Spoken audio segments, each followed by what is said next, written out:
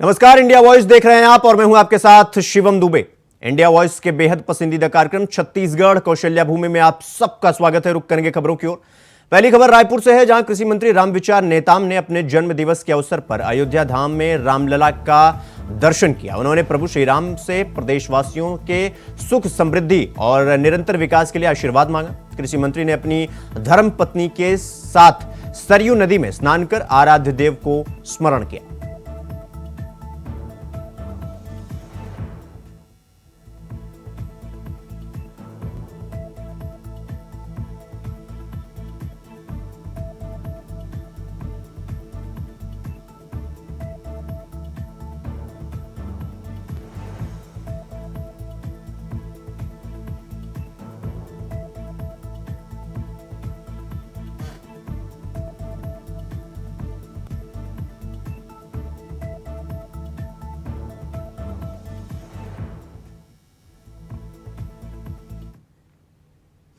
कोरबा में नगर पालिका निगम की जवाहर सभा कक्ष में हुई, जहां सामान्य सभा में महापौर राजकिशोर प्रसाद ने बजट पेश किया। विपक्ष के हंगामे के बीच सभापति श्याम सुंदर सोनी को वोटिंग करनी पड़ी, लेकिन पक्ष और विपक्ष में 26-26 वोट पड़ने से मामला टाई हो गया। जब सभापति ने अपना वोट डाला तो 904 करोड़ का बजट पास हो सका। इसके पहले 10 में से 5 एजेंडों को पार्षदों ने खारिज कर दिया। इस वजह से अब उद्योगों को टैक्स में छूट नहीं मिलेगी।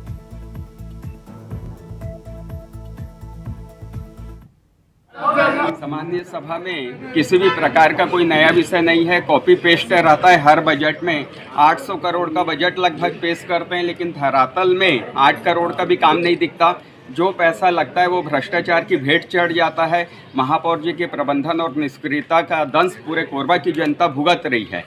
नया भवन जो बना है और नए भवन के नामकरण को लेके भी हमारा विरोध है। नए भवन का नामकरण इन्होंने पंडित जवाहरलाल नेहरू के नाम पे किया है। व्यक्ति विशेष से हमारा कोई विरोध नहीं है, लेकिन भाजपा पार्षद दल का कहना है कि केवल एक ही परिवार के लोगों का ही नामकरण कोरबा में होगा क्या? पंडित जवाहरलाल नेहरू का नामकरण से, इंदिरा गांधी के नाम से स्टेडियम का, ऑडिटोरियम का राजीव गांधी के नाम पे, केवल परिवार को खुश करने के लिए और कांग्रेस ये पद्धति बना दी है कि जो भी भवन का निर्माण होगा, जो भी नए संस्थान का निर्माण होगा, उसका नामकरण गांधी परिवार के नाम से जोड़ के करते हैं। उसका विरोध है। छत्तीसगढ़ में महतारी बंधन योजना का लाभ लेने प्रदेश भर से बड़ी संख्या में महिलाओं ने आवेदन किया था।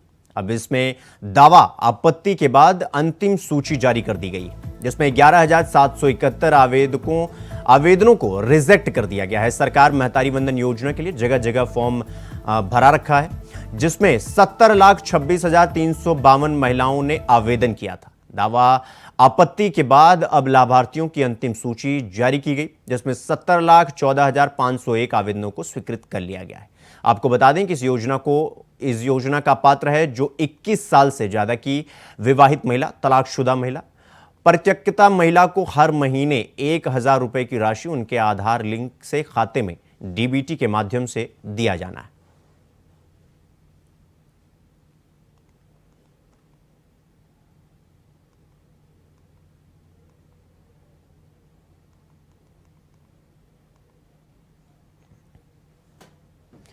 इस खबर पर हमारे साथ मनोज शुक्ला, स्टेट हेड, हमारे साथ जुड़ गए हैं।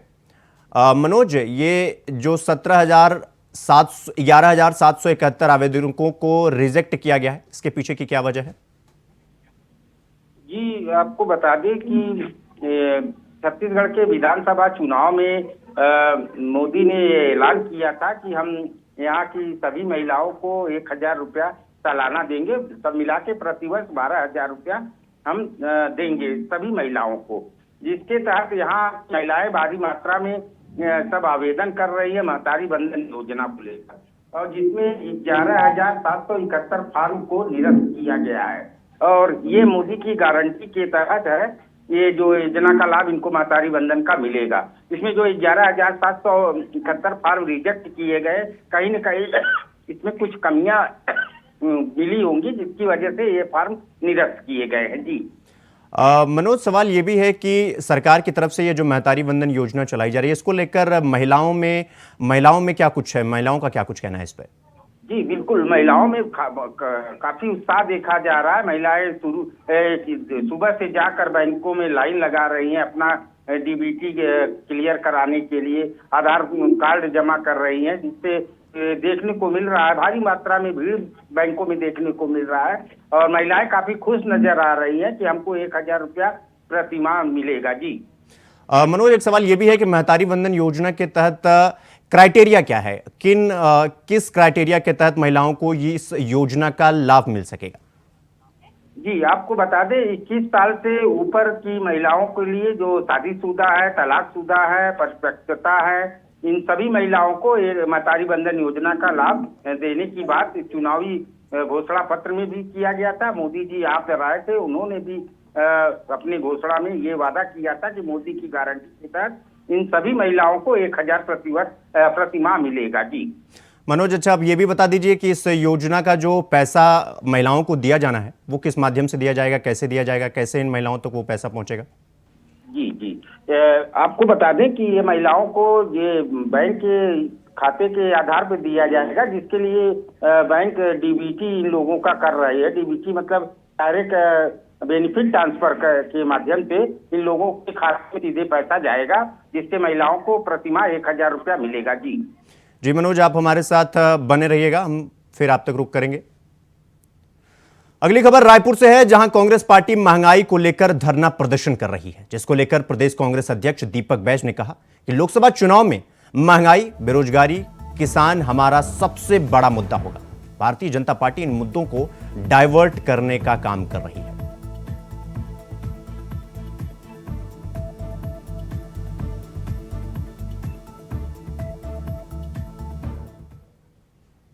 को लेकर पूरे छत्तीसगढ़ में प्रदेश कांग्रेस कमेटी विरोध प्रदर्शन कर रही है, ताकि आम जनता के पक्ष में एक गरीब, मध्यम परिवार, कर्मचारी परिवार पूरी तरह से टूट चुका है कि ये सरकार की नाकामी को लेकर, जब लगातार केंद्र में भारतीय जनता पार्टी की सरकार 10 साल सत्ता में काबिज है, उसके बावजूद भी महंगाई नहीं रोक पाई है। महंगाई पहले की तुलना में 4 गुना बढ़ चुकी है और महंगाई के नाम से सत्ता हासिल करने वाली सरकार 100 दिन में हम महंगाई कम करेंगे पूरी तरह से फेल हो चुकी है। और महंगाई के नाम से कोई चर्चा करने को तैयार नहीं, प्रधानमंत्री महंगाई के नाम से म बोलने को तैयार नहीं है। मतलब सोच लीजिए देश की हालात किस ओर जा रहा है। बल्कि सबसे बड़ा मुद्दा अभी देश में महंगाई, बेरोजगारी, ये मुद्दा है।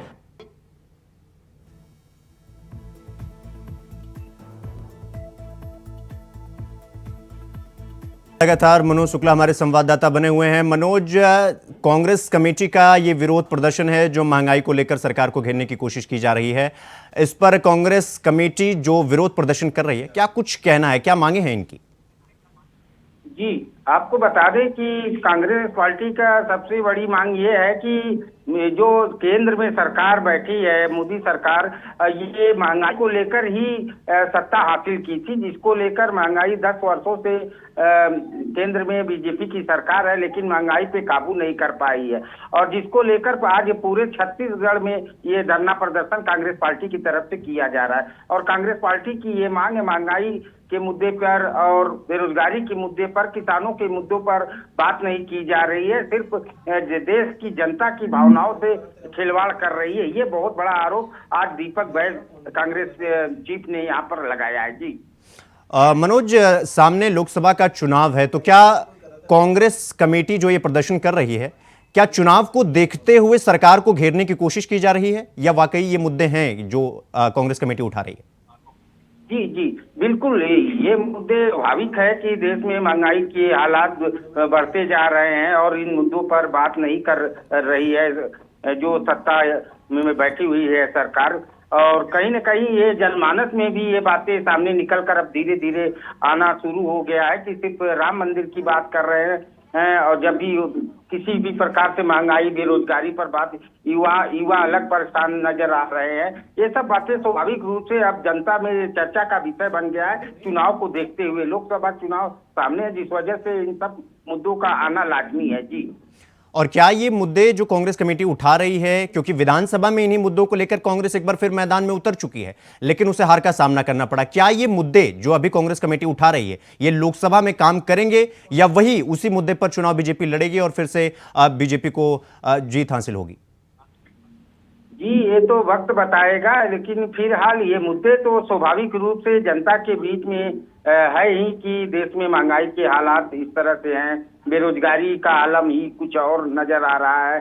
और इन सब से कांग्रेस लगातार इन मुद्दों को लेकर सरकार, वर्तमान सरकार के साथ साथ केंद्र की सरकार को भी घेरने का प्रयास कांग्रेस पार्टी लगातार कर रही है। जी। और मनोज, इस विरोध प्रदर्शन को लेकर सरकार की तरफ से कोई जवाब आया है या कुछ सरकार की तरफ से कुछ कहा गया? जी, अभी ये विरोध प्रदर्शन आज पूरा दिन कांग्रेस पार्टी की तरफ से चलेगा। अभी इस पर सरकार की तरफ से कोई जवाब या कोई भी पदाधिकारी इस पर कोई किसी प्रकार की टिप्पणी अभी तक नहीं किए हैं। जी मनोज, अगर मैं आपसे स्पेसिफिकली पूछूं ये बात कि वो कौन कौन सी, अगर मैं अगर कहूं तीन, वो कौन सी मांगे हैं जो कांग्रेस ज्यादातर छत्तीसगढ़ सरकार को घेरती हुई नजर आ रही है, वो तीन मांगे कौन सी होंगी? जी, कांग्रेस की ये तीन जो मांगे हैं, पहला महंगाई है, दूसरा बेरोजगारी है, तीसरा किसानों के मुद्दे हैं। जो किसानों को अभी तक धान की समर्थन मूल्य की 3100 रुपए देने की बात कही गई थी अपने घोषणा पत्र में, तो वो अभी तक पूरे नहीं हुए। कांग्रेस की तरफ से ये आरोप लगाए जा रहे हैं बराबर। जी मनोज, बहुत बहुत धन्यवाद आपका हमारे साथ जुड़ने के लिए।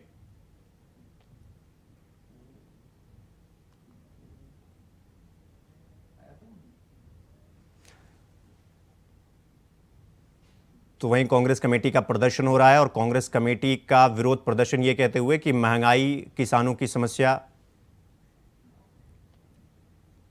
रुक करेंगे अगली खबर की ओर। छत्तीसगढ़ में लोकसभा चुनाव की तैयारी में बीजेपी कांग्रेस के नेता जुट गए हैं। कांग्रेस ने बस्तर लोकसभा के अंतर्गत आने वाले विधानसभा क्षेत्रों में समन्वयकों की नियुक्ति की है। आपको बता दें कि कोडागांव और नारायणपुर में शिशुपाल सोरी, चंदन कश्यप समन्वयक बनाए गए हैं। तो वहीं कांग्रेस ने जगदलपुर और चित्रकोट के रेखचंद्र जैन को समन्वयक बनाया है। वहीं दंतेवाड़ा में राजसमंद बेजाम को समन्वयक नियुक्त किया गया। बताया जा रहा है कि कांग्रेस स्क्रीनिंग कमेटी की बैठक 5 मार्च को होनी है, जिसमें प्रत्याशियों के नामों पर मुहर लग सकती है।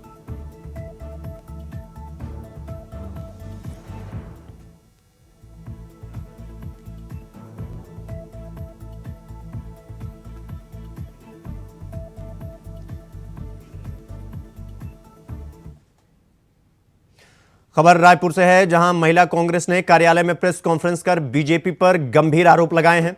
उनका कहना है कि बीजेपी अपराधियों का मनोबल बढ़ाने का काम करती है। भारत में महिलाएं हिंसा की भयंकर वास्तविकता से जूझ रही हैं और कहा कि बीजेपी की संचालित दंड मुक्ति की संस्कृति जो अपराधियों का मनोबल बढ़ाती है, जिससे पीड़ित और उनके परिवार न्याय की आस में तड़पते रहते हैं। साथ ही उन्होंने यह भी कहा कि इस प्रणाली को खत्म करने के लिए बहुआयामी रणनीति की जरूरत है।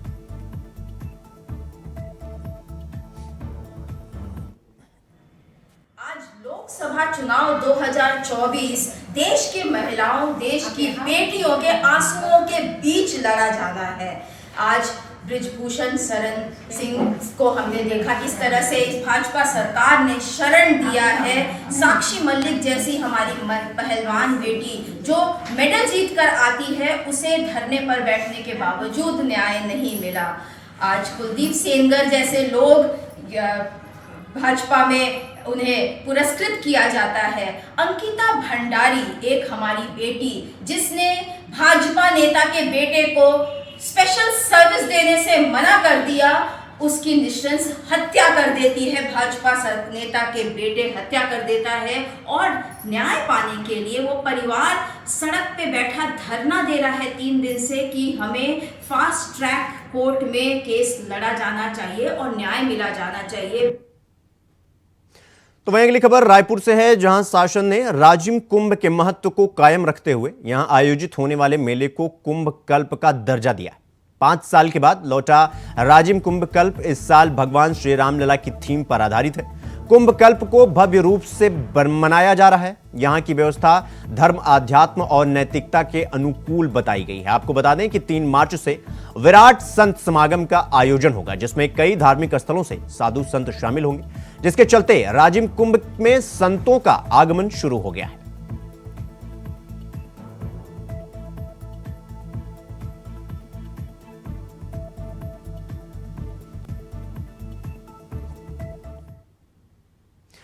खबर महासमुंद से है, जहां कलेक्टर परिसर में लोकसभा के सांसद चुन्नीलाल साहू ने पालना घर का शुभारंभ किया है। ब्लॉक में कामकाजी महिलाओं को हो रही परेशानियों को देखते हुए कलेक्टर प्रभात मलिक ने कलेक्टर परिसर में पालन घर की शुरुआत की है।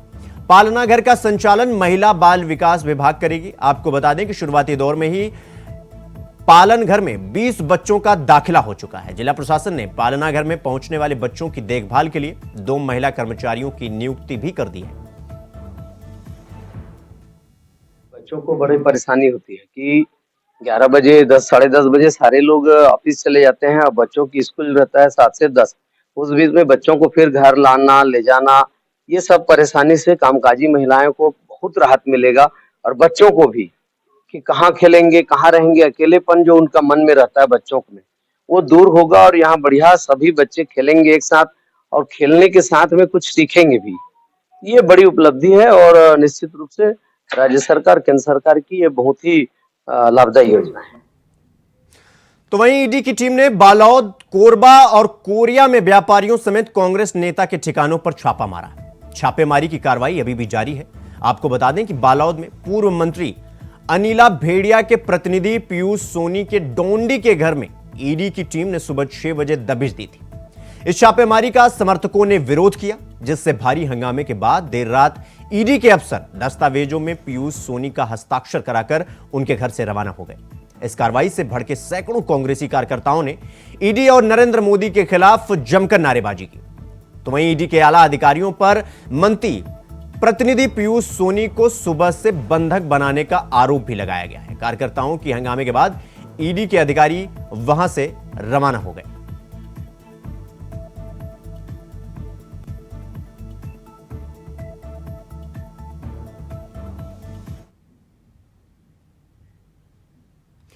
रुक करेंगे अगली खबर की ओर। अगली खबर कोरबा से है, जहां कोयला लेवी के मामले में पदस्थ रहे 2 अधिकारियों के जेल में बंद होने के बाद मामले में ईडी की छापेमारी बंद हो चुकी है। लेकिन अब डीएमएफ घोटाले के मामले में ईडी ने शहर में छापेमारी शुरू कर दी है, जिसकी शुरुआत कोरबा में ठेकेदार और कांग्रेस नेता जेपी अग्रवाल के मकान से हुई है। साथ ही सीओ वीरेंद्र कुमार राठौर और राधेश्याम मिर्जा ईडी की जांच के दायरे में आ गए हैं। छापेमारी के बाद ईडी दोनों को अपने साथ ले गई। ईडी की इस कार्रवाई के बाद शहर में हड़कंप मचा हुआ है।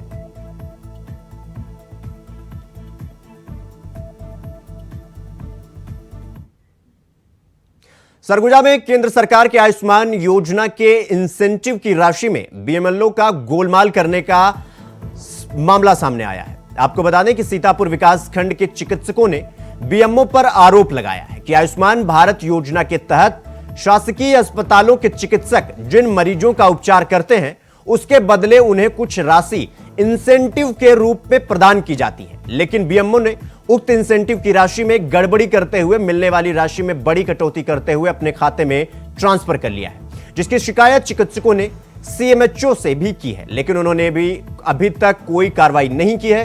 वहीं चिकित्सकों के बाद एकजुट होकर बीएमओ पर कार्रवाई के साथ इंसेंटिव दिलाने की मांग कर रहे हैं। ये था हमारे यहाँ जो आयुष्मान कार्ड का हमको जो इंसेंटिव आया था 2021-22 में, वो करीब 14 लाख आया था। 14 लाख में से वो सारे स्टाफ को बंटना था। उसमें डॉक्टर्स, सिस्टर्स और जो भी स्टाफ है हमारे नीचे वाले जितने भी हैं, सारे स्टाफ को 14 लाख बंटना था, है ना। उसमें से भी मतलब सारे डॉक्टर्स के नाम पे हमको 40 या 50 हजार ही देके हमको वो कर दिया गया। 50 हजार हमारे अकाउंट में आए हैं, 50 हजार किसी के में, 60 हजार डॉक्टर्स में। और हमारे जो बीएमओ साहब हैं डॉक्टर अमोश किंडो, उनके अकेले के अकाउंट में लगभग 4,30,000 रुपए उनके अकाउंट में गया है। जबकि वो क्लिनिकल ड्यूटी करते नहीं हैं, उनकी ड्यूटी हमेशा ऑफिस साइड में रहती है और वो अक्सर ऑफिशियल वर्क देखते हैं। और आयुष्मान भारत का जो पैसा है वो इंसेंटिव मतलब मरीजों की सेवा के लिए दिया गया है, मरीजों की सेवा के लिए उनको। तो लेकिन ये हमको ना, हम नाइट ड्यूटी करेंगे, इमरजेंसी ड्यूटी करेंगे, उसके बावजूद हमको बराबर पैसा बंटवारा नहीं हुआ है। इसकी सूचना आप लोगों के द्वारा ही मुझे दी गई है। वहाँ के एक डॉक्टर की बाइट देखा मैंने, उनकी कुछ शिकायतें थी। ये घटना 21 और 22 की है और मेरे संज्ञान में अभी आया है। तो इस सिलसिले में मैं एक जांच समिति गठित कर रहा हूँ और जो भी नियम संबद्ध होगा, जिस ढंग से पैसा दिया जाता है उस ढंग से कार्रवाई होगी। छत्तीसगढ़ कौशल्या भूमि में फिलहाल अभी के लिए बस इतना ही। देश दुनिया की तमाम खबरों को देखने के लिए देखते रहिए इंडिया वॉइस। नमस्कार।